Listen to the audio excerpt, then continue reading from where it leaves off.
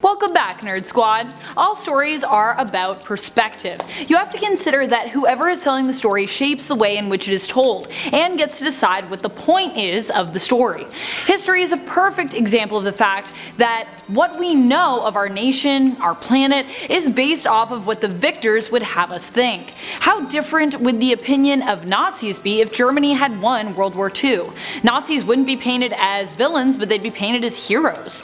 The same can be said about our comic book literature. The heroes are often the ones we follow within the stories. We get those little text boxes that give us insight into their thoughts and their feelings. But what about the villains? We don't get their insight as often, and one can only surmise that while the story is being used to paint them as a villain, to them they are the hero with the best intentions. That is what we'll be examining again today as we count down the top 10 supervillains with the best of intentions part 2. So if you missed part 1, head on back over and check that out as well. We saw how much you enjoyed that part 1, and so yes, we're back with the villains who are trying to achieve something good by generally doing something bad. Alright, let's get counting.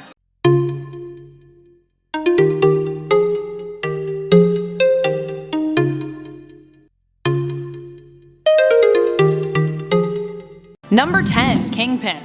I know what you're thinking. Whoa, you're starting this list off with Kingpin? Yeah, it's a little shocking. In the comics, this crime lord is known for simply wanting to become the ultimate king of crime. For little to no reason, really, except perhaps that he had a pretty rough childhood, growing up in poverty and turning to crime at a young age. One thing I will say for the Kingpin in the comics, his goal to make the crime world as efficient and organized and profitable as possible could be seen as a noble one. If you were a criminal, that is, and you were also on Fisk's good side. But I'm more looking into the Spider-Verse's interpretation of this character, which paints Fisk as a devoted family man who is simply looking to bring back his family after they died in a car crash, shocked in their final moments at the fact that they had witnessed Wilson fighting Spider-Man. Really quite tragic. The whole cause for his villainous plot in the movie is to try and bring back his family, which is only made sadder when Fisk almost succeeds but discovered that even his alternate wife and son are appalled by Fisk's criminal side. Number 9. Harley Quinn. While this fearsome villainess has definitely done her fair share of bad deeds and vile things, remember when she blew up a bunch of Gotham children after baiting them with free video games that were really bombs? Ooh. She has also been reformed over the years. Her intentions now are often far from bad, since teaming up with her pals on the Suicide Squad, and beyond that, Poison Ivy and the Gotham City Sirens. She even worked with her pal Poison Ivy to save a bunch of animals from being euthanized at the local adoption center by freeing them. Aww.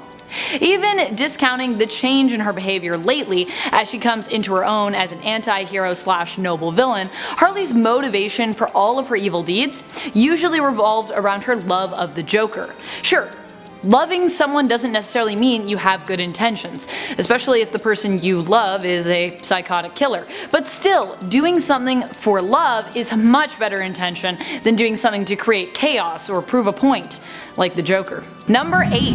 Vulture. In the MCU, we see another side of Adrian Toomes. In the comic, he is painted as a genius, thief, and criminal who continues a life of crime because he thoroughly enjoys it after resorting to crime to get back at a former business partner.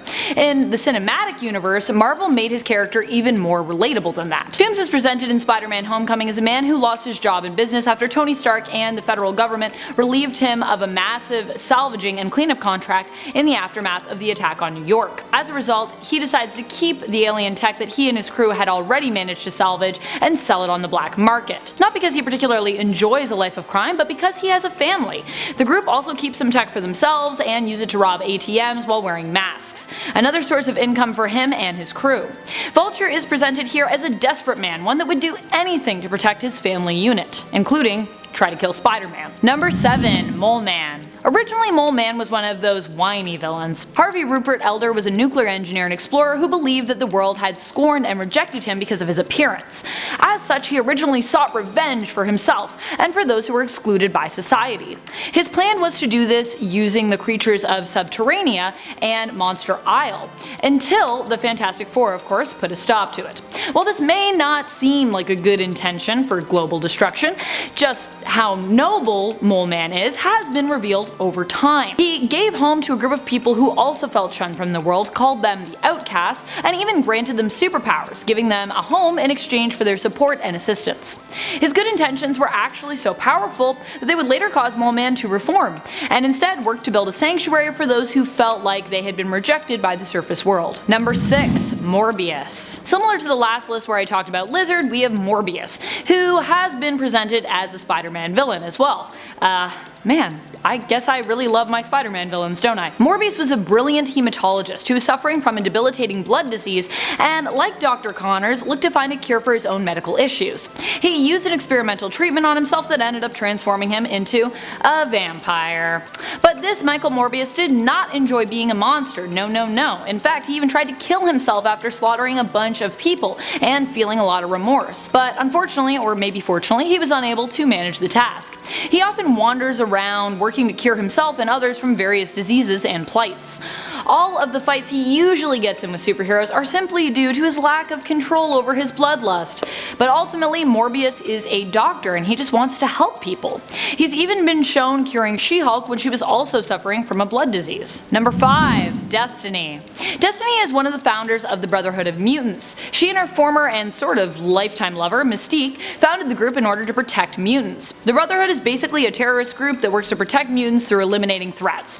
While their tactics are definitely pretty evil, Destiny and the Brotherhood work for a just cause, to protect fellow mutant kind. It was recently revealed in House of X that she put a stop to Moira McTaggart, who created a cure for the mutant gene. Destiny's powers allow her to see the future. The higher the probability of said future and the nearer the outcome, the clearer Destiny can see it. Moira herself is such a great risk to the future of mutant kind that Destiny is able to see her very clearly. She threatens Moira against the choice to create this cure. Moira argues that it is only for mutants who want it. She won't force it on anyone. But Destiny warns that the cure will be forced on all mutants when it falls into the wrong hands, and the odds of that happening are great. She calls Moira childish for thinking that the cure would be a safe thing to create, and tells her that it threatens all mutants. As such, Destiny and Mystique decide to teach Moira a lesson that they hope will stick by having Pyro burn her alive. Number 4. Ultron. Our greatest achievement becomes our own undoing. Whether you look at Ultron in the comics or in the MCU, the fact remains that this is a villain which represents our fear of advancement and technology as a civilization. The fear that such progress will actually be our undoing, and the very real fear of artificial intelligence taking our place as the dominant species, so to speak.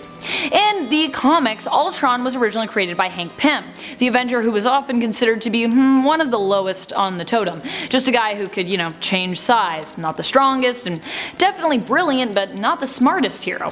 When he created the AI Ultron, it was actually one of his best inventions, but it was also his worst, as the AI quickly became resentful of its lackluster father, Hank. In the MCU, Ultron is built by Tony Stark. The goal of the AI is to be a peacekeeping program so that heroes and humans don't have to put themselves at risk.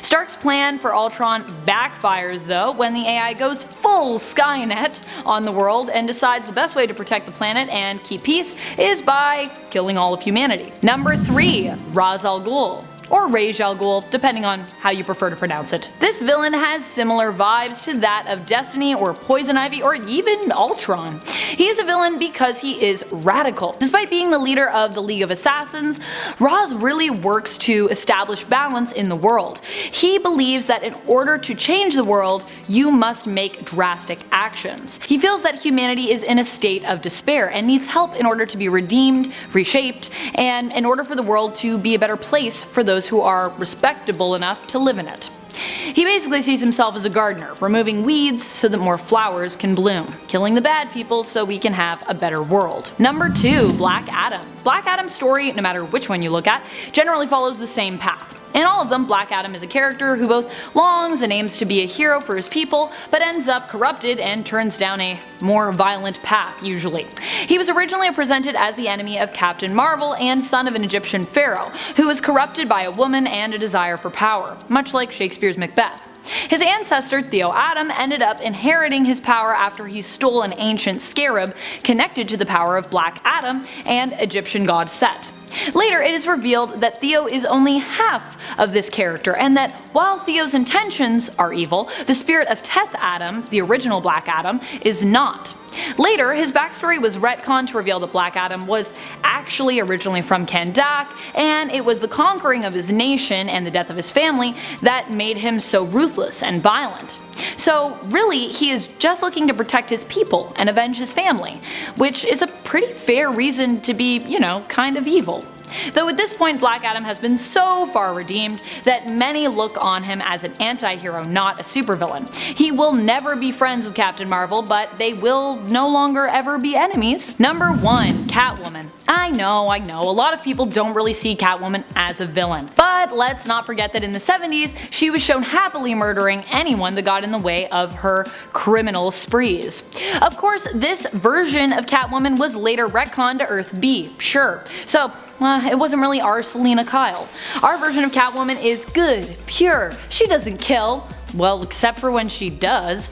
Even if you want to write off the original way Catwoman was written and presented as a sexy criminal and murderer, she still has killed Black Mask. And it was later revealed she actually killed over 200 other people. Of course, once again, she had her reasons. And that is my favorite thing about Catwoman. She's a criminal, she's killed, but her intentions are what allow us to see her as a full-on superhero. Well, almost a full-on superhero. I would argue that she's just the ultimate villain that you can get behind. In terms of her motives. She's not one of the good guys, she's not a superhero, but she could be. She fights for the innocent, she's often presented as only turning to crime due to a life of abuse and poverty. She may as well be Robin Hood. And those hundreds of people that she killed, that was revenge. The people she killed were considered members of the terrorist group Dogs of War, the group that blew up the orphanage where she was raised. So yeah, she's not a good kitty, but her intentions are so good that they really make us want her to be. Well, that's that for today, Nerd Squad. What did you think of this part 2 of our top 10 supervillains with the best of intentions list? Were you satisfied? Do you feel like there are still many more villains who have wrongfully gone unmentioned? Do you agree or disagree that people can do bad things in the name of good? You know what they say, the road to hell is paved with good intentions. Let me know your thoughts and feels in the comments below, and while you're on your way down there, remember to share, like, subscribe, and ring our bell. This has been Top 10 Nerd, and I'm your host Amanda McKnight, thanking you for watching and reminding you, as always, to stay nerdy, YouTube.